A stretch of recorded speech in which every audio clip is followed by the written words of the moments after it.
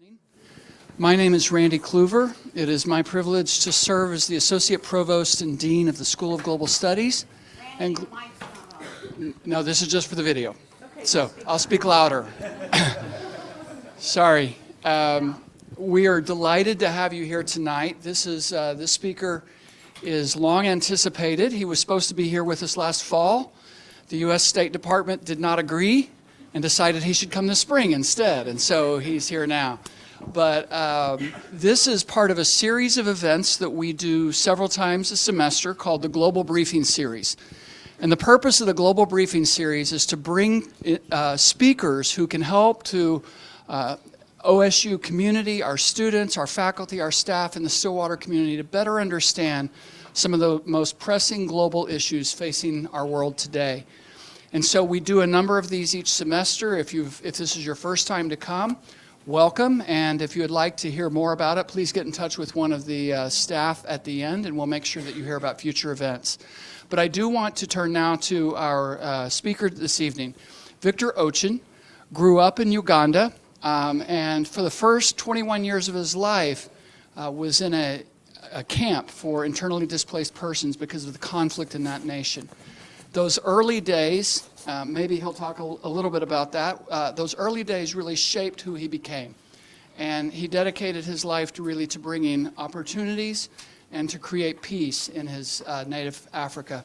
So there's a whole lot more I could say because he's truly a remarkable individual. We're grateful that he's taken the time to come to Stillwater, but please welcome Victor Ochen. Thank you.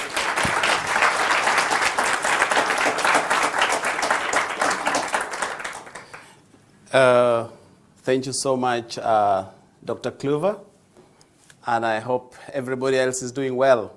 Good evening, members. It's my great joy to be here today. It's to continue with the joy and celebration of the beauty of Oklahoma that my brother who won Chick Dunbar's Peace Fellowship. Let me also express my gratitude to the community of this beautiful city, and also most important to the community of this beautiful university and the leadership in your distinguished honors for coming today, and most important also to our new generation, the young people, the students from this university and from the neighboring school who have all turned up today. It's a great delight that I am here because I didn't make it last year because it was something that was beyond our control, but we are happy to be here today. Let me go back a second to also express my sincere gratitude to the communities of Peace Corps who are here today. What you have done is not only over time a majestic journey in promoting the dignity for humanity, but what you have even done today to say that in honor of one of your very own, Chick Dunbar, who is sitting right here with us, in his struggle, in his dream, in his commitment to promoting peace in the world, I join you in honoring a very honorable person, Chick Dunbar, for the great work you have done. Thank you so much, Chick.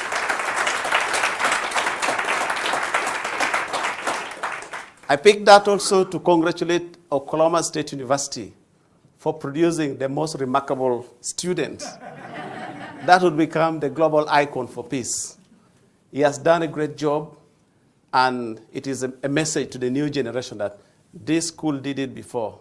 This school has continued to do it. It will do it through you. Thank you so much, and I hope we can learn so much from Chick Dunbar and carry on with a flag for peace, flag for humanity that has been flying in our communities, in our souls, in our societies. My name is Victor Ochen. I was born and raised in northern part of Uganda, in the beautiful city called Lira.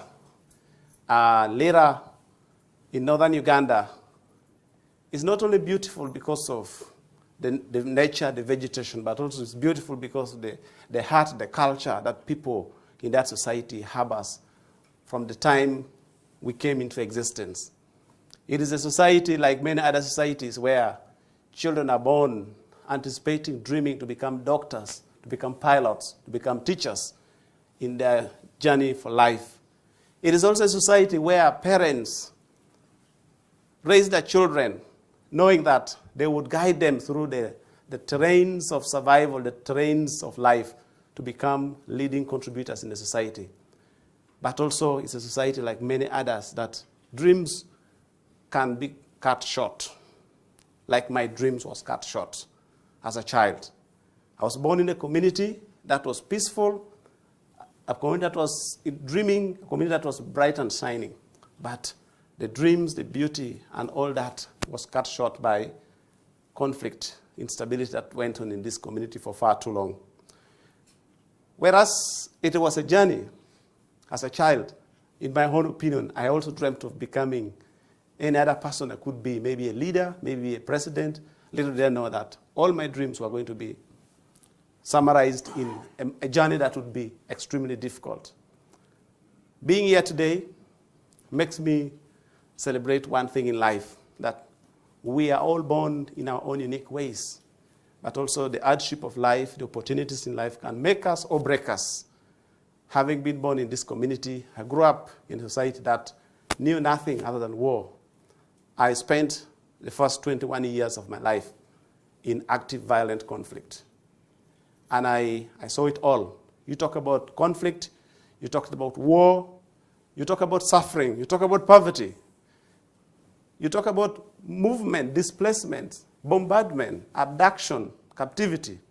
These are things that I did not just learn. I did not study. I did not research. These are things that I lived, I survived. I survived all the consequences of conflict, like what I see in the world today. Having been struggling in life with what to eat, where to stay, struggling with my own education, imagining what would happen.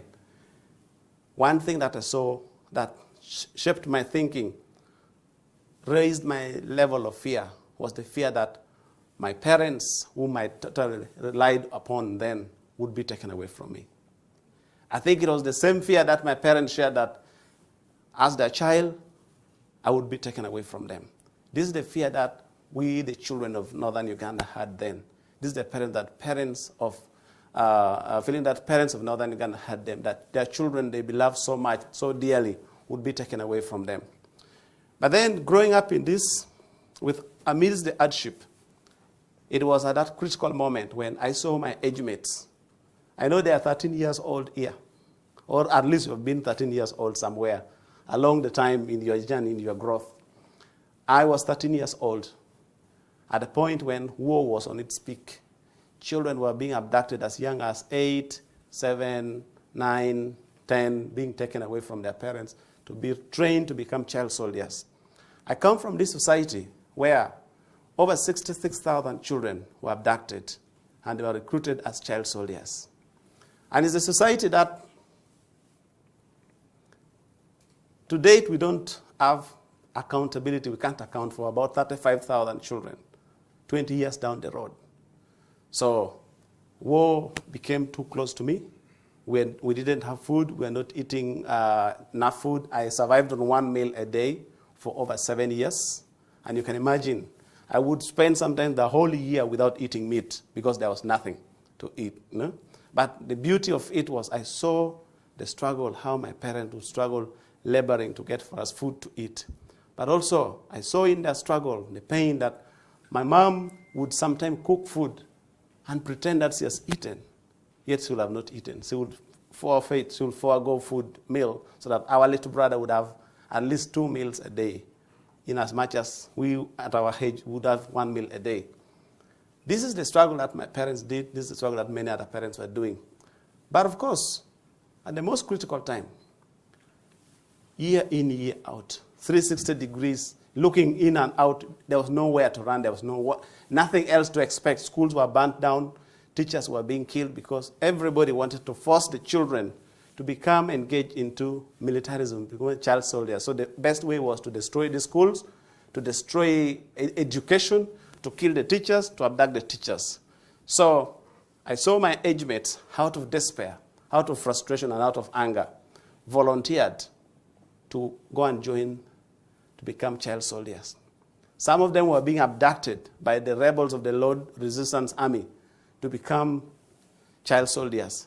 Some of them were joining other militia groups, which were all operating in the community. So it was that critical moment. One fateful day, we went to fetch water in my community.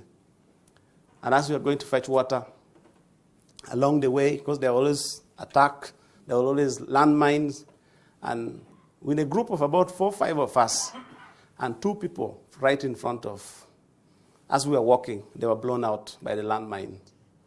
We ran back home, crying. Upon reaching home, we got, when we got home, phoned our mom, and she was, "Why are you crying?" Said, "You had the bomb." Said, "Yes, they're blown away." 2 of our friends were blown away. And my mom said, "What to do? Now calm down. We'll go over it." When we tried to calm down, she told me, "Go and collect some." We had goats somewhere, rearing goats somewhere. "Go and bring them home now. It's time to bring them home." When I came back, the 2 remaining brothers, my friends whom we were together with, were playing football with at some point. We went to fetch water together with. Some were blown out. The 2 remaining, I came back, like after 5 minutes, I asked my mom, "Where did they go?" Mom said, "They are taken away." So that was the short span of our disasters. You are running away from one being blown, surviving landmine, being blown by landmine, to going back home. In the span of 5 minutes, going to fetch the delivery, the goats which you were supposed to bring back home, you come back to find that your very close friends were taken away, who were young people. And then the question was, who was next? It became very apparent that I was next. So this is the life that you're growing in. Each day you are going to sleep, you're not so sure if you'd wake up home alive or you'd be waking up when your parents are still with you. So the next day, out of despair, I saw the government military truck went and somebody was walking with megaphone, calling for everybody to go and pick up the weapons. Every child who can pick up, anybody who can fire the guns should pick up the weapons to go and fight the rebels. I saw my age mates, my friends, some younger than me. I was 13 years. Out of despair, volunteered to be taken. They went and picked up the weapons. They would be trained for a few hours and deployed to fight against the rebel who has been in the bush for many, many years. Out of hardship, some of them would be killed in their operations against the rebel. Most of them were captured, disarmed. They cut off their arms, their nose, their ears, their lips, and they were sent back home. Some would die, some would survive. This is the life I grew up in. Then the next day I thought, if we do nothing, this is going to continue, and this is going to spoil the entire society. So what we did, I went and sat 300 meters from where they were doing the recruitment, and I started pushing my friends. Some of them who were just volunteering to go and fight. I could push them. I was crying as I was doing so. Why? Because I knew they were all going to be killed. And because I was doing what I was doing, I was called all sorts of names. You're not patriotic, you are not supportive, you are not concerned, you are coward, all sorts of names. Why am I discouraging my fellow young people from picking up the weapons to go and fight? But that's when I realized that it was now putting me versus the armed men, those who are taking on children to become child soldiers. I did not give up. It went on for a couple of days. I started conceiving these ideas. Why don't we form a peace club? Why don't we start a club to encourage the young people from, the communities not to join the war, or not to, at least even if you are taken, come back home. If you come back, we can reintegrate and live in a society. This is the life I lived. I formed a peace club when I was 13 years old. I don't know what were you doing when you were 13 years old. If you look back many, many years ago, I know some of you are in school today. Here, if I will ask at some point, what did you do when you were 13 years old? Or if you are not yet 13, this is a question that we should be asking. So along the way, we kept on moving on. Education was a struggle. Let me tell a story about how one of my struggles for education, how it became very difficult. We didn't have food. We didn't have security. But, you know, it is very difficult for something good to come out of conflict, for something good to come out of war. Somebody might wonder, how did you then study? I know that question will come in at some point. How did I study when there's all this kind of crisis going on? Uganda has got education. Primary goes for 7 years for you to qualify to secondary, which is high school here, before you join university. But I went on. Out of 7 years, I studied for only 3 years. I started primary 1, war intensified, we were displaced for many years. I went back. When I went back to school, I was too old to join the lowest class. And I was too uneducated to join the highest class. So I was lost. That's the generation I was in. But I decided that regardless of whatever, I'm too old to go back to lower class, so I'm going ahead. I don't care whether I'm going to be always the last in the class, but I'm going forward. So I went and joined, I resumed schooling. I went to join from primary 5, primary 1 to primary 5. I skipped 3, 4, 2, all that. And then I studied. I passed very well. Actually, even along the concentration, I didn't have money. My parents didn't have money to buy me pencil. Didn't have money to buy me food. But at least they gave me opportunity to know that I belong to a family. I belong to a community. They were struggling. So I started burning charcoal. I would cut trees to burn charcoal to raise money to buy pens and books and uniform and all that. But again, there were no schools because schools were burnt down. And there were no teachers because teachers, most of them were abducted and they were killed. And the few who had remained had to flee because they were seen as the enemies of militia groups. So, again, I was being taught by the school dropouts, fellow school dropouts. But I said, is it about school that will make me who I should become? Or is it about my commitment? And I realized that it doesn't matter which school you have gone through. And no school is too small to produce a leader. That's the summary I can make about my life in education. Yes, along the way, one struggle that I made was, in order to get promoted to the next level of education, something was burning in me. I needed education. I needed to study. But when I went on, I had a deadline to raise money to pay national examination fee. And it was in the peak of war. Rebels were everywhere. Cut a lot of trees, set the stuff on fire, hoping that within a week I would raise an equivalent of $15 to pay that money. $15 to pay that money for the examination. And then, the moment we set the charcoal on fire, the rebels were advancing towards our camp. We were living in a camp of about 60,000 people. And then the soldiers, government soldiers, said, we are too few to defend you. So what to do? Everybody must leave this camp. And we are giving you less than 3 hours to leave because they know the rebels are advancing in thousands. They are going to overthrow the place. And then I said, no, I just set the charcoal on fire. And this charcoal is all about my education. If it's bad, I will have wasted all these years struggling to study. And I needed this charcoal to raise this money. And then they said, everybody must leave. And they started beating people, kicking out of the camp. I told my twin brother, I said, I'm not going to go. I'm going to stay. And even if I'm alone, I'm going to stay. I need to protect this charcoal. It's too important to me to let go. And then my twin brother said, okay, if you're remaining, I'm also not going. I'm remaining with you. And twins are very stubborn. I don't know if you have ever been in a twin community or you have a twin brother. Twins are very stubborn. So my twin brother backed me up, and our father was not pro that. He said, no, we have to go. We have to go. I said, no, we're going to go. But we waited when he had turned off the other side. The multitude were walking. We walked back. We came home where we were staying. Only us left. Even the soldiers left. Everybody left. And the rebels came in multitude, thousands of them.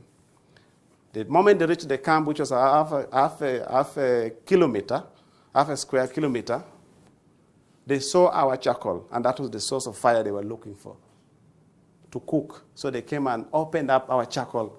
It was already dark at night when they came.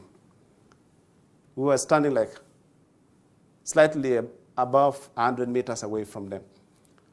When they opened, the charcoal was burning with flame in the sky. And I said, this is it. We were crying. We stood there. We were crying painfully, bitterly. And they left their weapons and everything around their bags because they were also hungry, looking for water and food to cook. So they left all their weapons, knowing that they were the one in charge of the area. They went to collect food from the houses. My twin brother and I went and covered the charcoal. We're daring that, like in the span of 2-3 minutes, they leave, we come. So when they came back, they said, wait a second, somebody covered this charcoal. And then said, no, this cannot be possible. We are harmed. But even when we are covering the charcoal, look at all the weapons. Said, I asked my twin brother, can we pour these weapons in fire? These bullets and bombs and all those things. My brother said, no, don't dare do that because we are going to be in trouble. So we didn't touch it. And then they came back. When they came back, they were complaining, wondering what is going on. When they opened the charcoal this time bigger, we were really crying so bitterly because I wanted to secure that money to pay for my education. We were crying. We picked up stones and we were throwing at the rebels around 2 a.m. in the night. And then they were saying, are you sure somebody is throwing stones on us? There was different spots. I said, yes. And then they started looking for us so that we would be barbecued in that charcoal. And then we crawled away. As we were crawling, running in direction away from them, our father also was walking back at midnight, alone looking for us. He was walking to where the rebels were looking for us. When he heard us running and whispering, he realized we were the one. So immediately held our hands, said, Opio, Ochen, stop, it's me. And he turned from the hands to the ears. For being stubborn, he pulled us somewhere in the out of road. He made us stood leaning against the tree. And then he said something that it changed my world. My father said, my children, I love you. If I had capacity, I would have paid you in school. But I don't have any means. I don't have any money to pay you in school. If I had means, I would have even taken you away from this community. But I don't have any means. Not that I have abandoned. I saw my father crying at night. And then he said, also don't forget, if you are dead, you will not study. Be alive, and you will study. Now, lean against this tree, sleep. I will monitor. We sat kneeling against this tree. We slept. In the morning, waited until when it's already morning. The rebels moved away. We wanted to go and save the remaining quarter of the charcoal. When we went, government soldiers came and said, no, don't go. They had planted so many landmines around our charcoal. And I wondered, said, why? Why all this much? To the extent that you even plant the landmines. What did we do that we deserve all these kind of troubles? So it was where my world changed. I became involved in peace building because I was sick and tired of my own suffering. I lost it all. But one thing I never lost was I always had faith in the future that one day it will be okay. We shall come back and life will be fine. Lastly, we went on to form this organization, INET, to support the communities, the victims and survivors of war. We provided reconstructive surgical rehabilitation to those whose lips and those ears were cut off, to over 25,000 of them in northern Uganda. We've supported victims of rape. We have supported reintegration of former child soldiers in the community, and we are happy with the recognition. I think these are the kind of work that made me march to meet people like Chick Dunbar, who would make me meet all of you today in Oklahoma. I'm so grateful, but what I can say, life in conflict is difficult. It's very difficult for something good to come out of conflict. But also, when I was a child, I saw the world was on the brink of destruction. And everywhere I looked, I saw suffering. I saw war, one after another. And I wondered, if humanity would ever come and live together as one. I realize that in the world we are in, there are great people who have moved the journeys, who have overcome the tribulation by those who fought to divide us. And they paid the price. I see what I saw then as a child. I see it happening in the world of today. It is not long ago that things happened. It is continuing to happen. So to me, I think every generation, like the Chicks generation, and the current inspiration we are getting from the Peace Corps we have today, every generation, we have got an opportunity to change the reality of our life, but most importantly, to work on behalf of other persons who need us. You are here as wonderful students, but you should know that even if you're not responsible for injustice around the world, but it is your responsibility to make sure it does not happen again. Thank you so much.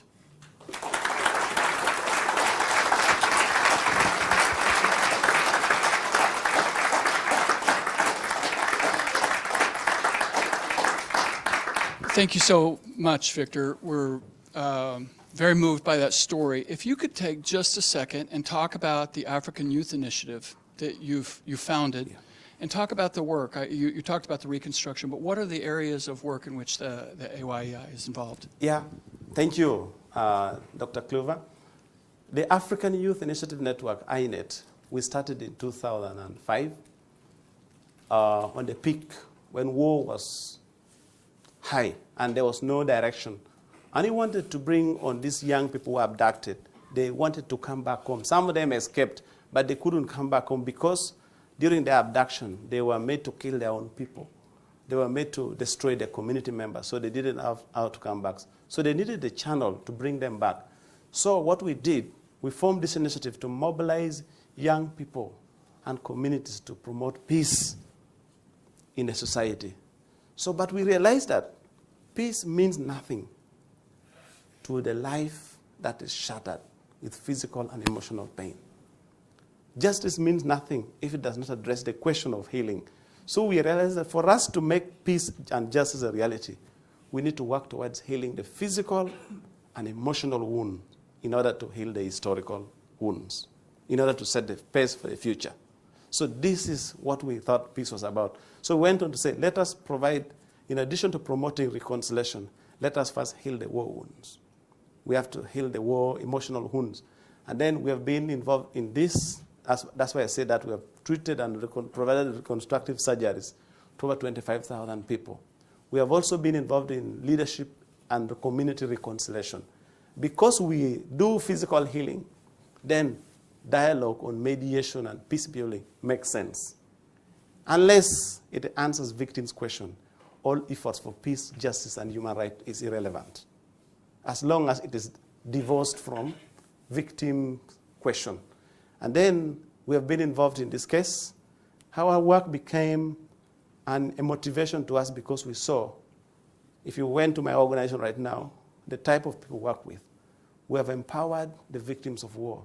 Some of my staff doesn't have hands. They have their hands cut off. They're victims of war. Some of them have no lips, no ears, no nose. Some of them were sexually abused. They're all categories of people. Sometimes I think I have gone through hard time. But each time I look at how they've been through, what they've gone through, I just wonder, would I have managed if I was in their situation? So that's really the humility that I get, that I know we can organize ourselves as people to transform our trauma, our pain, our suffering, our tears into an opportunity to build back a better society and change life. Yeah. Thank you. We have a few minutes for questions. If you have a question, please raise your hand. I'll bring the microphone to you. We need to have you speak the question into the microphone so we can catch it for the video. Any questions from students? Start with the students. We've got one back here.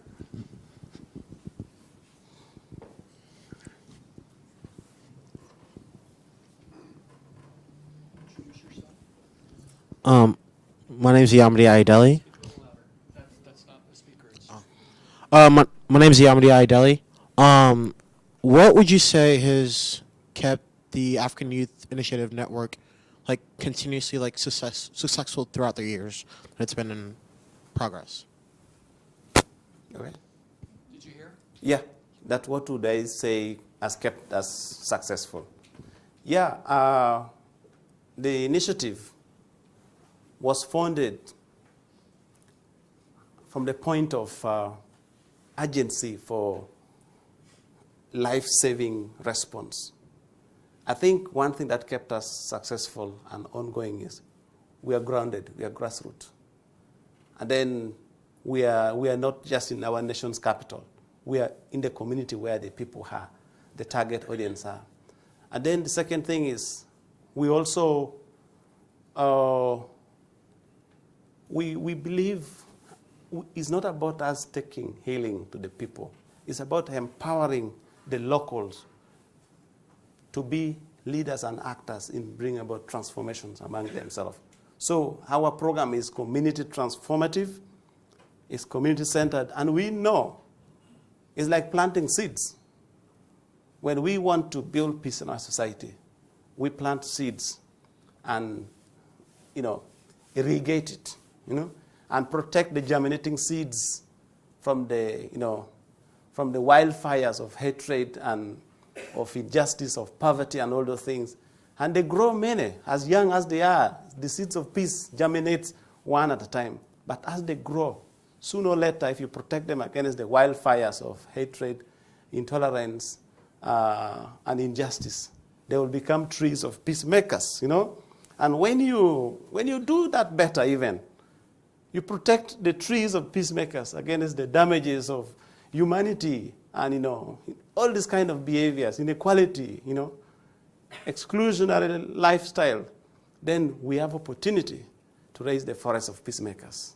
And when it's a forest, which we put in the community, it gets better because we are not only providing fruits and seeds for humanity, we're also sharing what we bring on the fruits for humanity, the shades for other nature coexisting. So this, in a way, because we are planting at the grassroots, we are nurturing among ourselves, we feel we have raised powerful trees of peacemakers. If we have the resources we need to protect them against all these kind of impossibilities, then we can successfully raise the forest of peacemakers. Earlier today, you spoke about the cycle. Yeah. That people who grow up in a violent society become violent themselves. Can you talk a little bit about how you address that cycle? Yeah.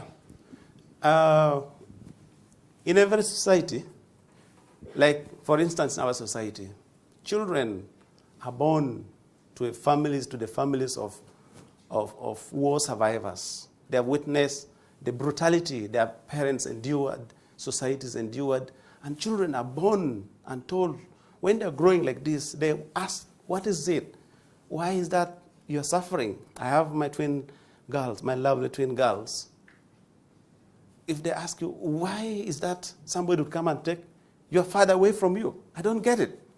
And that's the same thing. Why is that somebody would come and take your mother away from you?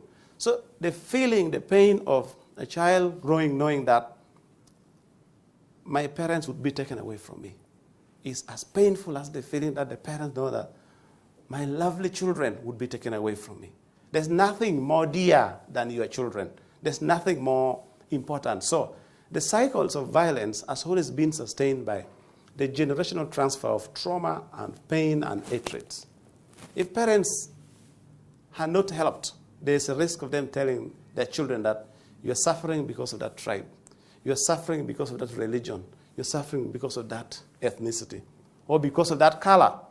Or because of that church or that party. So that's why it becomes the binaries of us versus them. Create a culture of, other people, other religion, other gender, other society. And that's why the hatred cycles never end. It keeps on because we transfer from one generation to another. And I give an example in Great Lakes region of Africa. It's a group of over 10 countries in the East and Central Africa, where war has been forever. Not a single day has passed in the last 4 or 5 decades where there was no war in that region. And then you look at it, every 10, 15 years, there's mass atrocities, there's massacre, there's genocide. Why? It's because there's been that generational transfer of trauma. Kids are born and told that that tribe is our enemy tribe, does not belong to us. And they reach 10 years, 13 years, 14 years, they have the urge to strike back. They're looking for how do we destroy our enemies. And that's why there's been that cycles of violence. Yeah. Thank you. I think that was the answer. Hi, my name's Campbell Clark. I'm one of the students here in the School of Global Studies master's program. So my question for you is, you mentioned this desire in a sense of there's some individuals who clearly were under some trauma and this desire to strike back. What would you say is the way to sort of facilitate this healing of individuals who clearly want to see some form of justice carried out? How do you combat that? Like, how do you help people work through those feelings? Yeah, that's a very important question, the balance between justice and peace, Well, to begin with, in as much as we are pursuing peace, we should not underlook at justice, because it's only through justice that we can strengthen the deterrence capability. And until when we are able to strengthen the pillars of justice and accountability properly, there will always be recurrence of that kind of war and the kind of suffering, the kind of brutality. So we need to promote justice not only rooted into institutional framework that is so divorced from the reality in the community. We have seen also some, let's say, development might be regarded as, peace, can be negative peace. But if development is so disconnected, do people in the society identify with the development we are seeing? If there's a disconnect between the physical infrastructure and the local population, the difference between livelihood at domestic level and then the GDP. So there's a question of development, justice, and peace. So if we have to venture more into what is about a prevention of mass atrocities or uplifting of human life or human souls, then we got to look at how do we answer the question at the grassroots level, at the household level, because that's where the breeds of hatred or breeds of love starts. It comes to our houses, our homes, to raise our generation of Americans who are willing to relove America.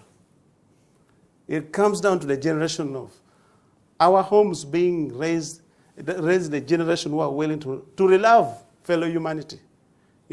And also, we don't have to wait until when disasters comes, knocks our doorbell. That's when we can start responding. It's about justice also planting in the right seeds, in the right generation at the right time with the right intent. So that would be long-term sustainable development. That's why the pillars of development would go beyond just a mere judicial response. It goes further, deeper, scattered into the fields of social justice, accountability, framework of humanity, respect, dignity. All these are the kind of essence of humanity. Truth is liberating. Peace is liberating. But how it is administered, it matters. Yeah. Thank you. One more question back here.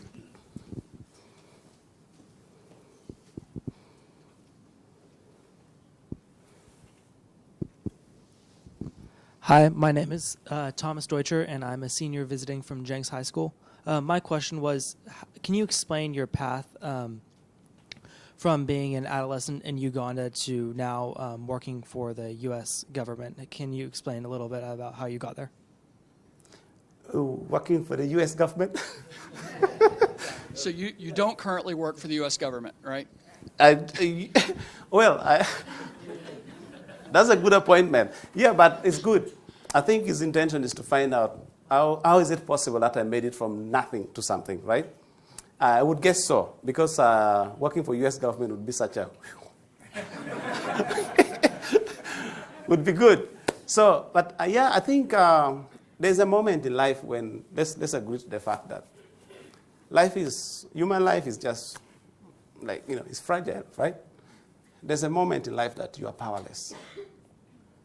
You're so powerless that you can't even protect your own. You're so powerless that you can't even save yourself from anything that you're seeing. And that kind of powerlessness can make you feel as nobody. Powerlessness, that brings nobodiness, is what we see. So in this case, in particular case, it's very difficult for something good to come out of life in war or life in conflict. And I think majority doesn't make it. If you ask me now, if I ask you, like Chick is here, if I ask Chick, whom did you go to school with? He would say, oh, Peace Corps volunteers, I've got so wonderful people.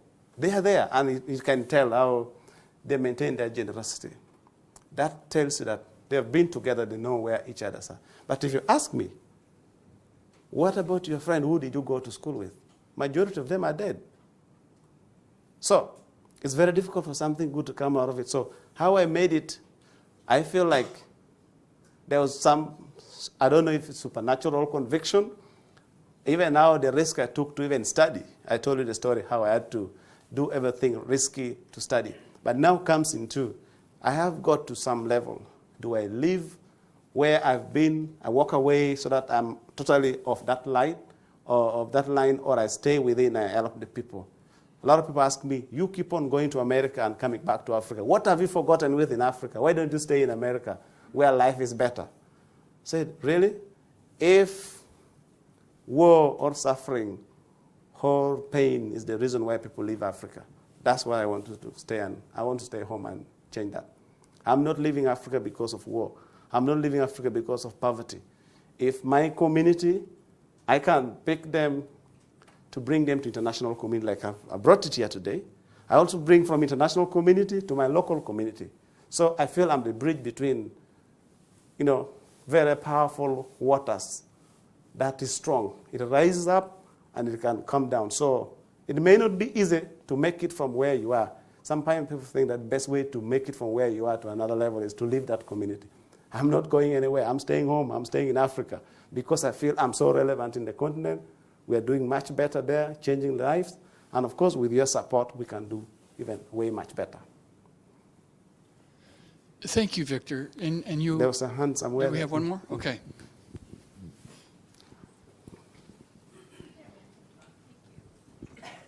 Hi, my name is Alyssa Engel, and I'm a junior at Jings High School. My question was, so obviously you've been through a lot from growing up in Uganda, like during the war, and you've also talked a lot about trauma tonight. Can you talk about how what you've been through has affected your day-to-day life and how you've grown as a person because of it?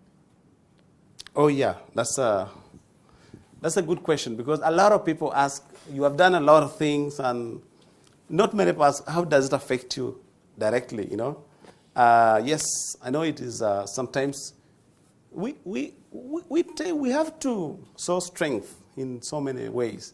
Like sometimes I feel exhausted. I feel exhausted. I feel tired. I spent my entire childhood surviving war, escaping disasters. My entire childhood was clouded by, I lived under shadows of death every day, from sickness to attack to nature, all those kind of things. And then it's a very exhausting lifestyle. But then there's a risk of me spending my adult life healing the war wounds, things that I did not create. But also, if you look at it in a long run, in a bigger picture, am I still strong? Yes, I am determined to go as far as I can, as best as I can, as much as I can. But I was telling some people, I don't know if I'm still resilient, or I've reached a point where I'm not crashing. No, I'm strong. I'm not crashing. But I've reached a point of wondering if really the world we are in, every time I see people suffer too much. 2 weeks ago, I was in Poland.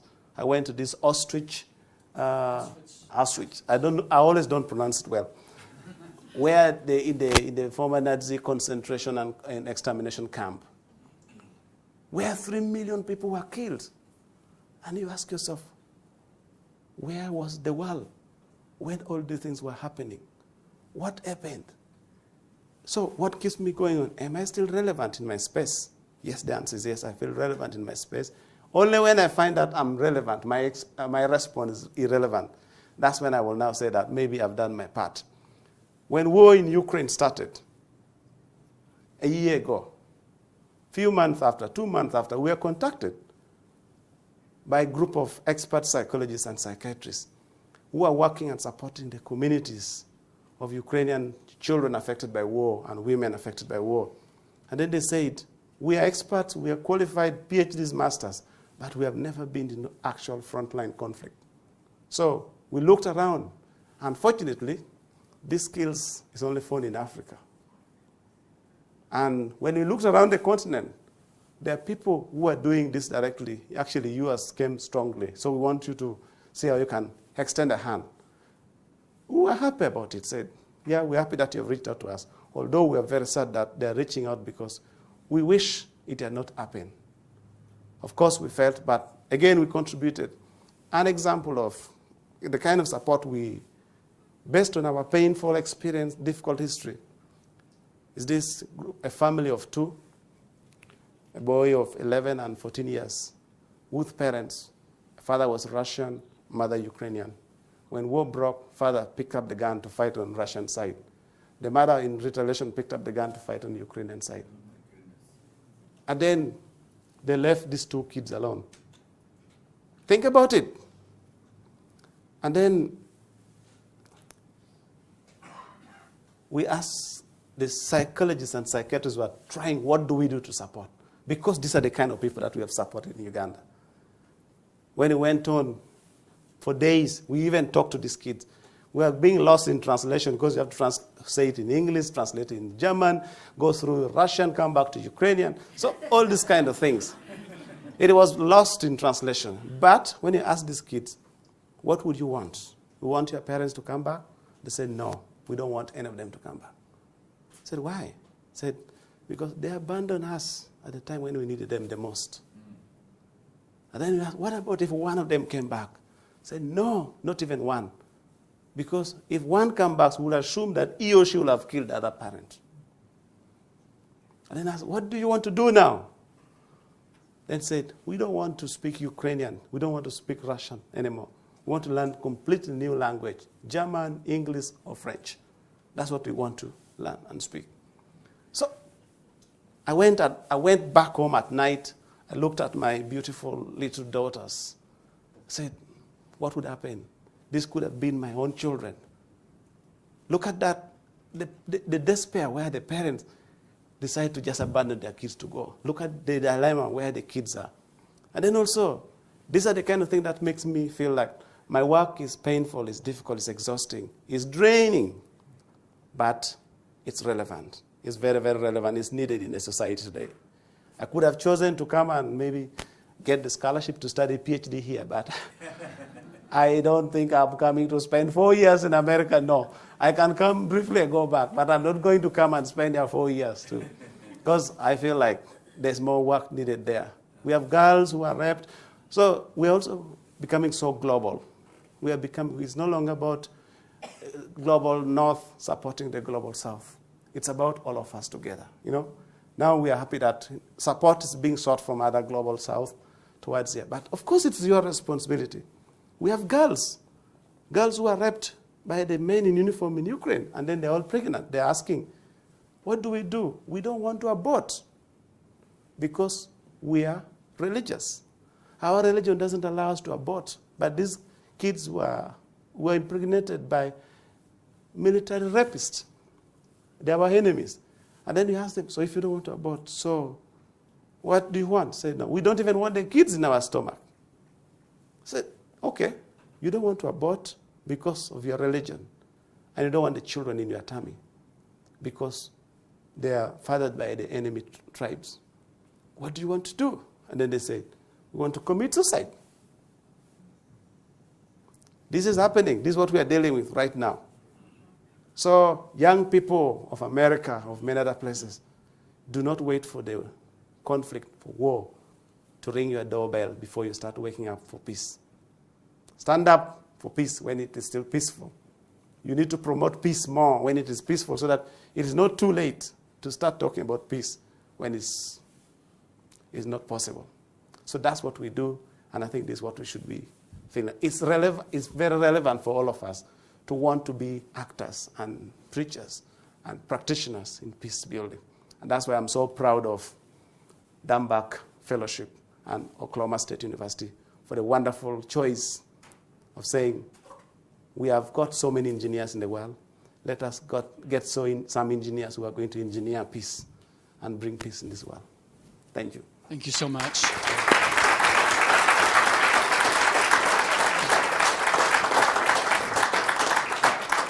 I was just reflecting, most people are terrified that their chosen profession will go away. You, on the other hand, would love for your profession to go away and that there was no longer a need for it. But you have brought Africa to us tonight. Thank you very, very much for your comments. I do want to acknowledge the International Scholars Group from Jenks High School who is visiting with us tonight. Thank you all for being here. We're very, very glad to have you here. I also want to acknowledge our friends from UPAEP and UIC in Mexico. Bienvenidos a los mexicanos, amigos mexicanos is a better way to say it, but thank you for being with us tonight. Thank you all for being here tonight, and we look forward to seeing you again. Oh, I do have one final thing here. Victor from Oklahoma State, you have now gotten lots of orange, but you've got just a little bit more. Okay. Thank you so much for being here. Thank you so much, and thank you so much.